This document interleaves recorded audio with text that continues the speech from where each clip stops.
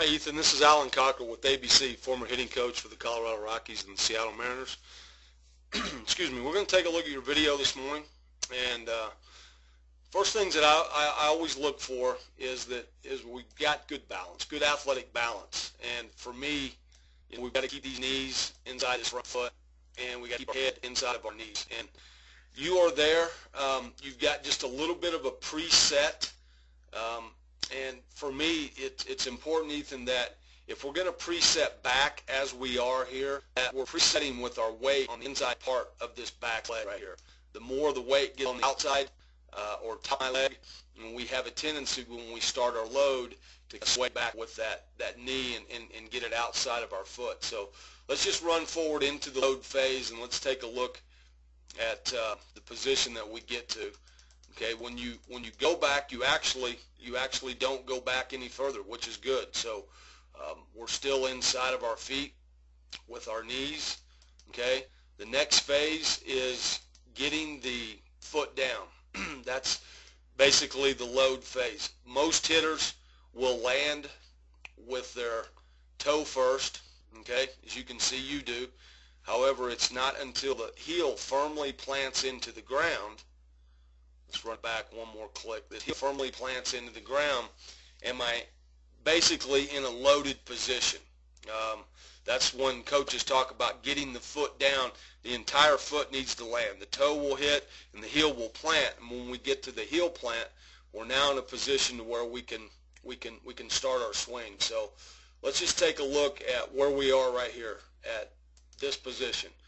In this position, we want to see good equal bend in both knees. Okay, we got a little bit of a push with the back leg, and I want to see your hips square to home plate. Okay, and the biggest thing that I think causes the most problems in all hitters is this stride foot. And when the stride foot gets more open than 45 degrees, as you can see here, you're at 57 degrees. Stride foot opens beyond 45, we get a little quick with this front hip. When that front hip wants to start leaking out into the pull direction, as you are here, it makes it very difficult to handle pitches on the outer half of the plate or the outer third of the plate. Almost impossible to handle breaking balls that are running away from us, or say a changeup from a lefty that's running away from us. That still might be elevated, a good pitch to hit. But if my stride foot is open more than 45, that front hip gets just a little bit leaky. I'd rather see that stride foot more into this position right here.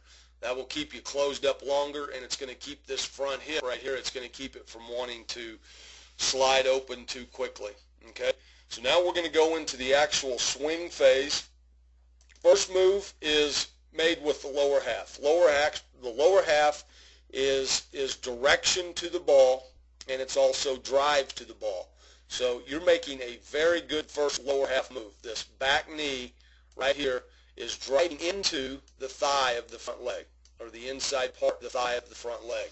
And that's just transferring energy from your back side into your front side. Do a nice job there with your lower half. The next move will be the hands. The hands will get into a connected position. Okay, so the first move is after lower half back knee starts driving into my front side, this back elbow is going to tuck into this slot right in here next to our back hip and then into our rib cage. Okay, so it will drive forward, down and into there, and as we get to this position, this connected position, we should see back shoulder, back elbow, and back hip all in alignment. That's a connected position to allow for our hands to start working in front of our bodies. You can see here, you're in pretty good position right there. The elbow's slightly ahead of your shoulder, but it is connected pretty good, and I think that's going to put you in a position to let your hands start to work forward now. The next move is the hands will start to work from here. They will start to work in front of my body in this direction, okay, just past my center of gravity. That's center of gravity is basically your belly button. So we want to see those hands working in front of the body. As you can see, your hands are starting to work in front of your body nicely. In this position, we now have what we call a bat lag, and the lag is simply my hands and barrel of my bat are in an alignment working forward in front of my center of gravity, which is right here. Okay? What this does, Ethan, is it does not expose the handle of your bat too quickly into the hitting zone. It's a more inside the ball approach, and is going to allow you to deliver a more accelerated bat barrel through contact. So very good position there. Okay, as we move forward into the contact phase, okay, right into contact, see some good things here. See a good strong palm up, palm down with your hands, strongest position to be in. I see head and eyes looking right down the barrel of the bat at contact, which is again a good strong full position. You have gotten a nice full backside turn. This front knee is stayed inside your front foot, so you've got something to hit into, something to hit against, resistance, so that barrel and that bat speed can be maximized through contact. That all looks good.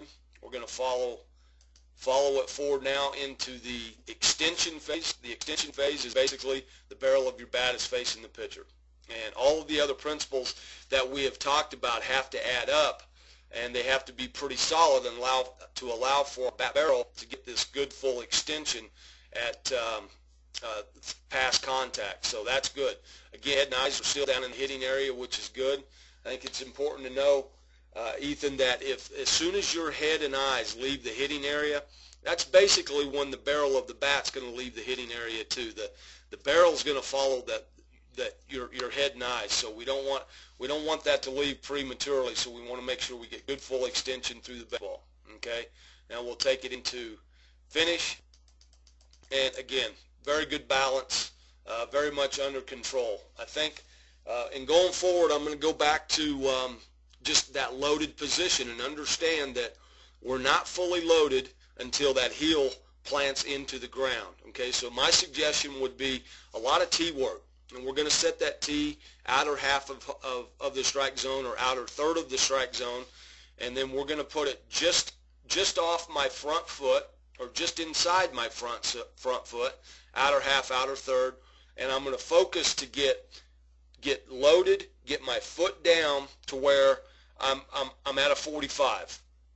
Or no more open than a 45-degree angle with that front foot. I want to make sure that that front hip is squared up to home plate and underneath me.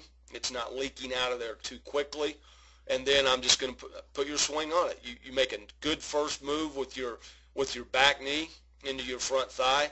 You get a good connection with your elbow, your hip, and your shoulder, all in alignment, and you get a good release. This is just, again, will help you cover that outer half. Will help you cover the breaking balls that are up in the zone that we should be hammering, but maybe we're pulling off of them just a click early.